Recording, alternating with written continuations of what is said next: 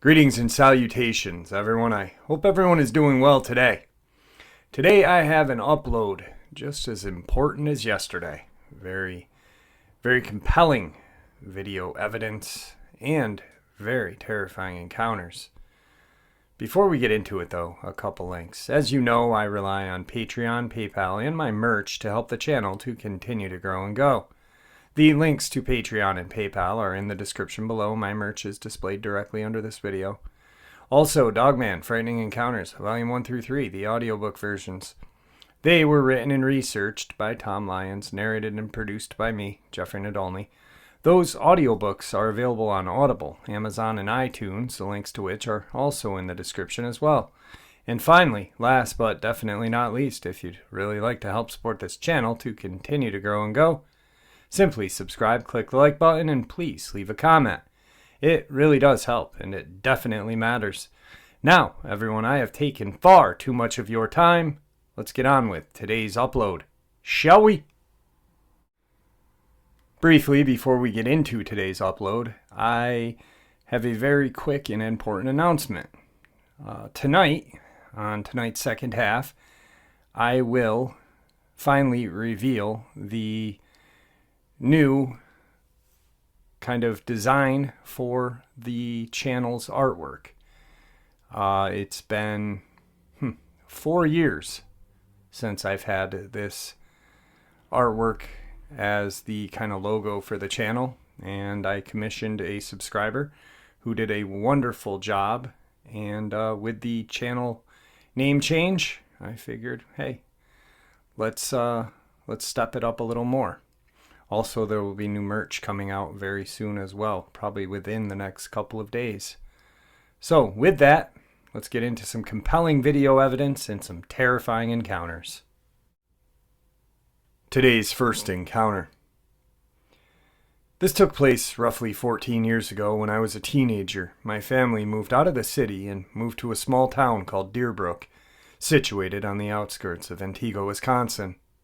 Our house was surrounded by woods on 3 sides and a river and field in the back. The first year out there was really calm and relaxing, other than the constant coyote howls every night.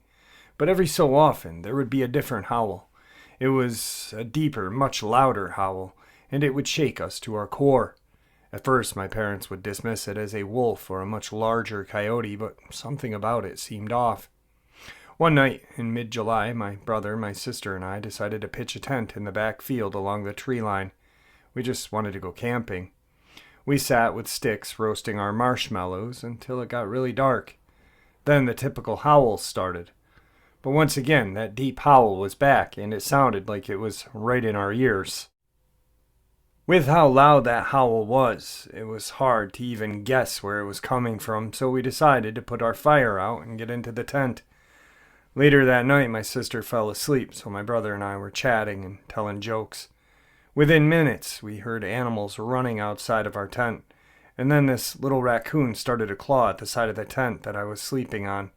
At first, I kept poking at it, but then we heard something else, the crack of sticks from the trees. At that point, my brother thought it was a bear and told us to be quiet and woke my sister up. We started to hear footsteps coming closer and closer. Pretty quickly, they were right next to me. The raccoon bolted out of there.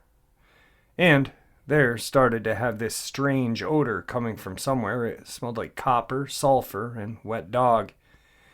It was almost overpowering and made me want to puke. Then we heard our mom calling us, and she had shined a flashlight on us. It revealed the most unsettling thing I had ever seen. The shadow of this thing was shining through our tent, and it was massive. It had pointed ears that were tilted back like a dog on the prowl, and its hands were human-looking with long fingers that ended in a point. The mouth was in the shape of a snout, but just much shorter, and it had a mid-sized tail. My mom started screaming, and whatever this thing was bolted back into the woods. We rushed inside to our mom, and didn't go back outside for a few days. Fast forward a few months, I was in the living room with my mom while my sister was in the shower. We were watching Wheel of Fortune or something like that when my sister screamed bloody murder. My mom jumps up and went to go get her. She pulled her out of the bathroom, and I was curious as to why she was freaking out, so I went to see. Above the shower is one of those super small windows that only a small head could fit through. And in that window was a set of glowing red eyes staring down at me. We stared at each other for what felt like forever. I didn't feel any fear, more just curiosity, and I didn't feel like I was in danger at the time. As my mom came in to pull me out, the eyes turned away as well. The rest of the night was quiet after that. A few days later, my brother came back from his dad's. Him and I had bunk beds, so I'd always take the bottom bunk. That night was kind of a gloomy night. It wasn't really windy, but it was drizzling just a little bit. Later in the night, my brother and I woke up to our window being opened. It was locked beforehand, by the way. After that, we just closed it and went back to bed. It happened again and again, like 3 more times. Each time we locked it, but the final time was the worst. It flung open so hard that the glass shattered, and the thing we saw pushed it open. The same hand from the tent, but I could clearly see it now. It had matted black fur, or hair rather, covering its whole arm. The skin on the palms were like a light tan, and the claws were at least 5 to 6 inches long. And on the bottom of the window I saw its face, or what was showing. It was just its eyes glowing bright red. They looked like embers of a roaring fire. My brother and I bolted up, grabbed our sister, and locked ourselves in the back gaming room. We stayed there for the rest of the night, and when my mom came home, we told her. We packed our things and moved out of that house in a day, only taking what we could fit in the car and a U-Haul. My stepdad's truck was full as well, and we never returned. To this day, my family is scared to talk about it, but if my brother and I have a few drinks, we discuss it. My mom just shuts down whenever it's brought up.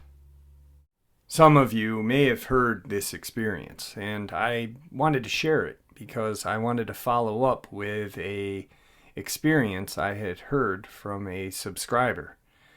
Her and her husband had gone to a friend's kind of trailer.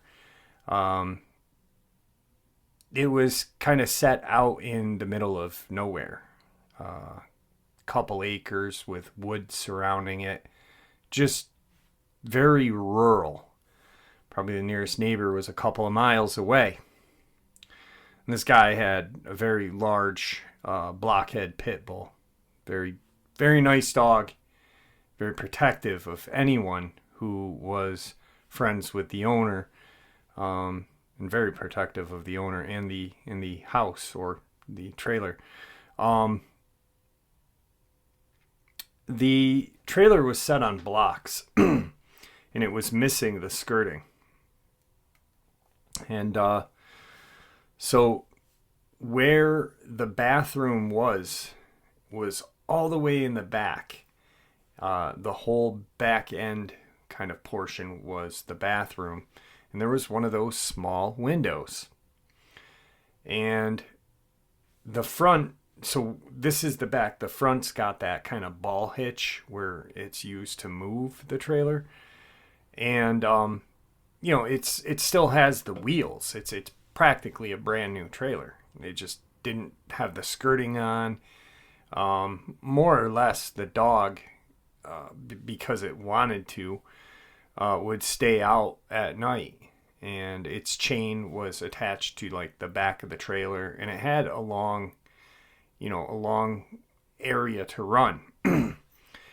And per the owner and per the subscriber who shared it with me, the dog, if brought in, would want to be outside, unless it was cold or snowing or raining or whatnot. But it really enjoyed being outside. So it would use the underneath of the trailer. The guy kind of had it set up with some hay under there. And it would kind of just lounge under there at night. And so they had been drinking and eating. They had a barbecue and whatnot. And the subscriber's husband got up and said, "I got to use your bathroom." And he uses the bathroom, and he's a big dude. He's really not afraid of much. Career military, I believe, Marines. And he had seen action in, I believe, the first tour or first conflict over in Iraq. And so, this is not recent. And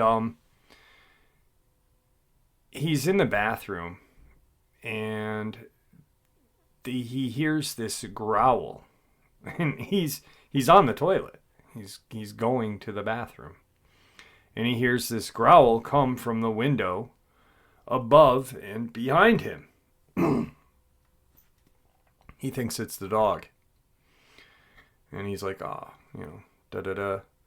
So he finishes up, and then he hears this like kind of scuffling, and gets up and kind of looks out and sees these red eyes staring at him.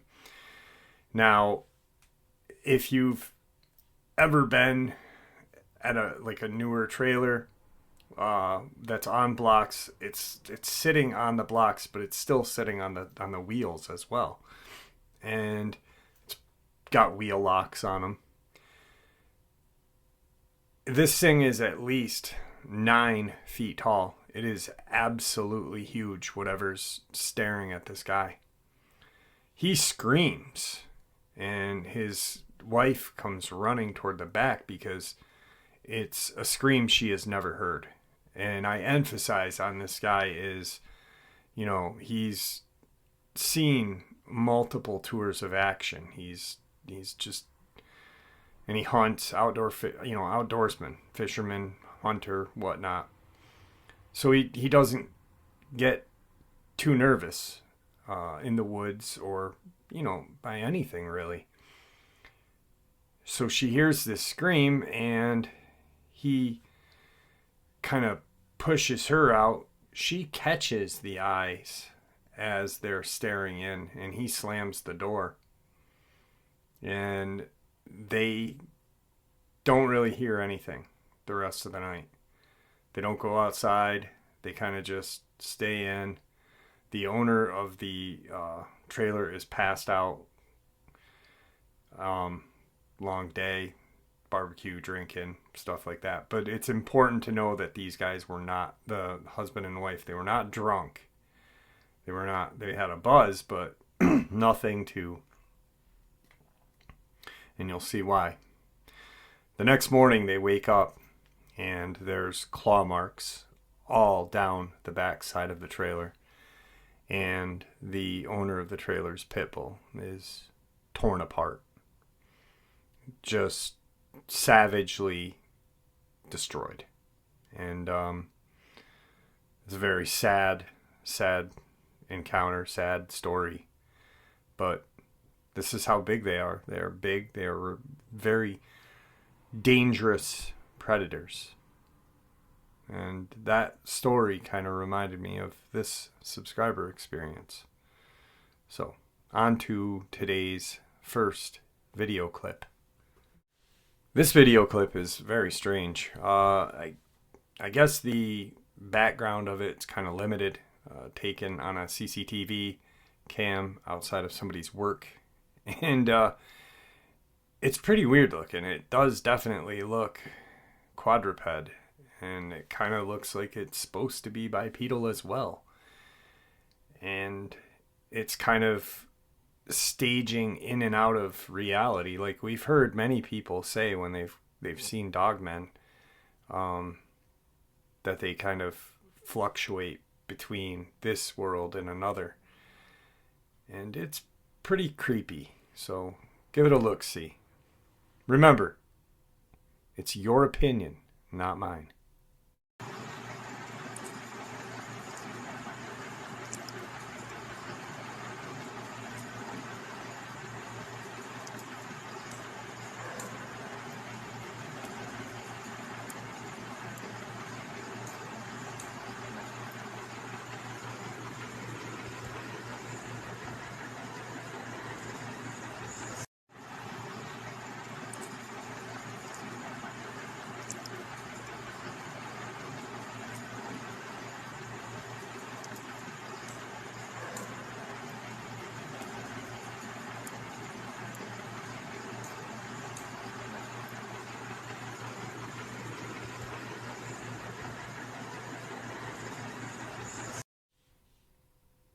Very creepy video footage. And I'm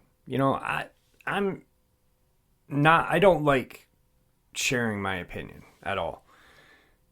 But with this, you can see it moving bipedally, but then you can see it kind of whatever it is. It looks like it has arms.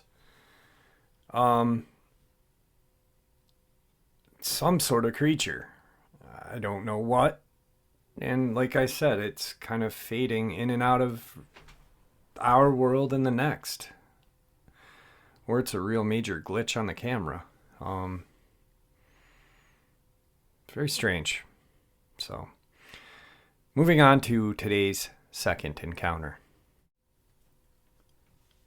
I grew up an only child in rural Pennsylvania. I used to sneak out of my bedroom and hang out in our backyard on summer nights when I had trouble sleeping or woke up in the middle of the night. This was around the ages of 6 through 8, the mid-90s. I'd go sit just below the top of the backyard hill, where I was out of sight of our kitchen window. There were trees to the left with a wide open field across the rest of the mile-wide valley. We had a large hill with a bump in the middle. That was perfect for sledding in the winter. Below that was a field with a deer trail cutting through the bottom of the hill, and a creek beyond at the center of the valley. On a clear night, with a bright moon, you could see across that valley I grew up in, about a mile from where my best friend's house had their floodlights on all night behind their house. And when I say rural, I mean very rural Pennsylvania. Parent-teachers conferences were scheduled the first day of hunting season, and kids would often be out for a couple of days just for that. We had 2 houses in the eye line of our house from the backyard. It was more than 30 miles to our nearest Walmart. I also grew up very familiar with deer, bear, rabbit. I even saw a mountain lion once while hiking with my family. All of this to say, I am familiar with the wildlife here.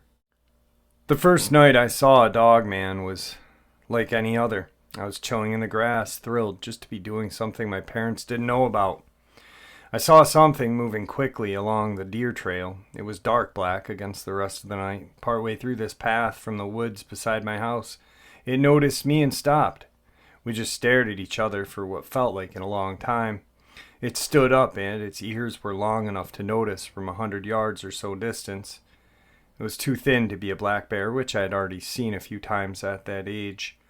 The staring continued for a long time. Eventually it put its ears back down and put its front paws or hands on the ground and sprinted across the valley. I called it my werewolf because of the shape of it standing up. I don't think I ever told anybody. Like now, I loved having secrets, but after that first sighting, I went and sat outside a lot. I remember once on a new moon I sat on the porch because I was too scared to go too far with how dark it was without a moon. I saw it 3 or 4 times after that. It was usually running into the woods by my house, which were more than 10 full acres owned just for hunting season. My werewolf never bothered me after that, but I remember I was really disappointed when it got cold outside and I'd have to stop going out at night because I wouldn't see it again. Tonight's second video clip is very interesting. A while ago, or about 2 weeks ago, before the huge trend of people talking about it, there was a TikToker that disappeared and ended up winding up dead. I shared the video with you guys, and then everyone was sharing it. You can see the giant in this guy's video clip. I'm not going to even say it was a Bigfoot because it's far too big. Well, there's a group of 15 hikers in California, and they spot something very similar.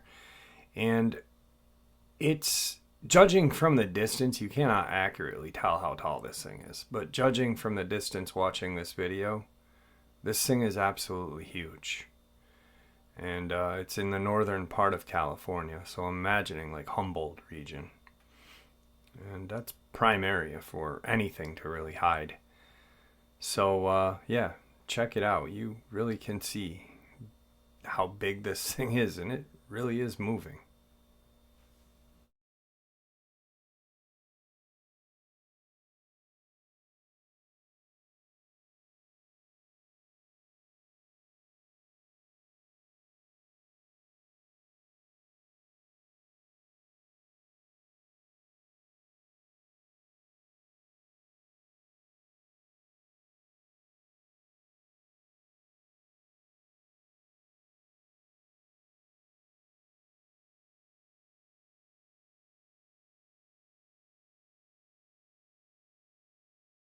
I told you this video is freaky, and you can see the size of this thing.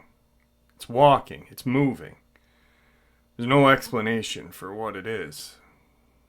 Humans don't appear that big, that far away, even zoomed in, but it's really not zoomed in. The camera may have zoomed a little bit to catch it, but nothing's gonna make it that big. Just absolutely huge. There are rumors that there are giants up north, you know. And I live up north. I live in the Adirondacks of New York, so but I'm saying there's rumors of giants in California, Northern California, and Oregon and Washington, Canada, Alaska. So I'm not really sure what this thing is. It's pretty interesting though. All right, let's move on to tonight's third encounter. I'm sharing this from Trenton, Ontario, and I'm currently scared. There's been many occurrences of stuff happening. Today's not it. I decided I wasn't going to sleep for school the following morning, so I sometimes do this. Anyway, I had a very odd vibe coming from my room's window. I'm usually not the type of person to be afraid of my window, but today I just couldn't look at it. There was a haunting feeling coming from it. I kind of brushed it off. I called my friend on Discord and played some video games. Where I play my video games, the window is directly behind me, and I can generally hear what's going on behind me. Every 10 minutes or so, I'd hear a clicking noise, 2 clicks to be precise. My room is on the second story, and there are no trees relatively close enough to create that noise. So each time I heard it, I would sort of try and make an excuse for it. Oh, it's just a squirrel or something. Or, oh, maybe it's water. But after listening carefully each time, I came to notice that it was most definitely none of those. At around 3:55 a.m., my friend went to sleep. I was just sort of vibing, watching TikToks, and I started hearing rapid tapping. The tapping was so mortifyingly human that I froze and continued to listen to this tapping. I then recognized a 5-finger tapping pattern, and I was horrified. I sat for maybe 15 minutes straight, not looking anywhere but exactly where I froze. After calming myself down and finally letting myself breathe, I got up, not making eye contact with any wall or window. And I went to a room with no windows and vibrated for a bit. I finally went back to my room at around 4:50 a.m. I went and lied in bed, and as soon as my head hit the pillow, I heard a muffled howl barking coming from my forest. Usually, I would just brush it off as my neighbor's dog, but it didn't sound like her. It didn't sound like Layla at all. It couldn't be wolves, coyotes, because they never cross a certain part of that forest, which is surprisingly closer to the 401. At this point, I was really freaked out, and I just tried to continue my morning. That's where the odd stuff ends for the night. That was definitely not the first time this crap has happened. We have a really old house, and my parents think it may be ghosts, as they've heard things mock them. Weird laser lights being pointed around the house that are a strange green, whispering, black shadows hovering over my crib as a child, and an old British woman calling out names. I agree with all that, but I think the thing lurking in the forest by my window is different. Another weird thing that I found is when we redid the insulation for my room/drywall underneath the insulation was 1950s clothes, old newspapers, and weird signs like pagan spray painted in black, a goat's head, and a bunch of gibberish words. We covered it up, but it sort of haunts me to know what lies beneath the newspaper or wallpaper. Thanks for allowing me to share. Hopefully it helps. The next video we are going to check out is a video clip out of Florida, and what the person who took the video claims to be a skunk ape. And it's pretty interesting. Actually, I find all of these videos interesting, so I don't know why I keep saying that. It's definitely interesting, and I'm not really sure. So let's check it out.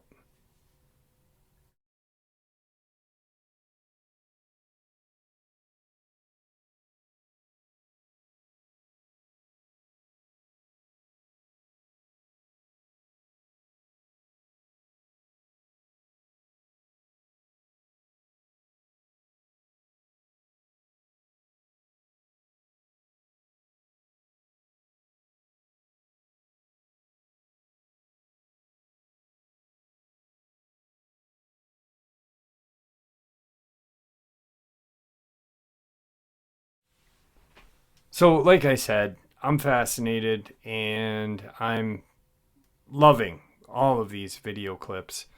And even if I can't distinguish if they're real or not, and I'm kind of on the fence or I'm not on the fence, I think they're all very interesting.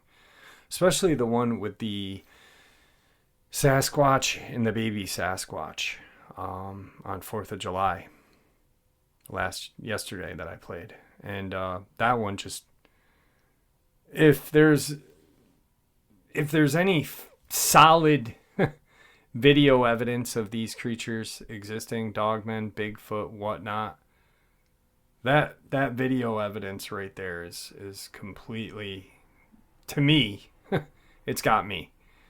And it's very, very, I don't know how I feel about that. You see a Sasquatch, whether it be a male or a female, pick up their young and hold them with love, I guess. Love is instinctual, so who knows? It just shows that they have some sort of feelings, which is cool to know. Anyway, I figured I'd share another very interesting video clip before I shared tonight's last encounter. This is a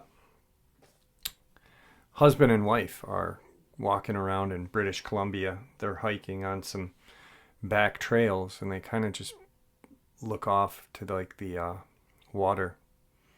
And on this little inlet, or not inlet, but kind of land jutting out, they see what they can only think is a Sasquatch, because there's really no other way of getting down there. Why would a human be out on that kind of little piece of land in the middle of nowhere? And how it moved. It's very interesting. It's a very interesting video. So check it out, guys.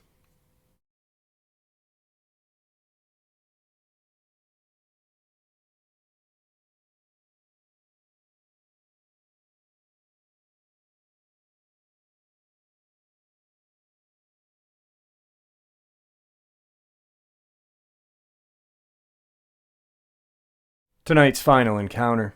My friend, who happens to be an environmentalist out in the Pine Barrens, saw a Dogman in Manchester County, New Jersey. His name's H, and he and his friends were going camping in the woods in his large pickup truck. He was looking toward the woodline to make sure no deer were going to jump into view. The truck was going about 40 miles an hour, and he noticed something following them in the trail. He told his friends to slow down a bit because they saw something following them, and before he could slow down, the creature jumped in the middle of the path and then back into the woods.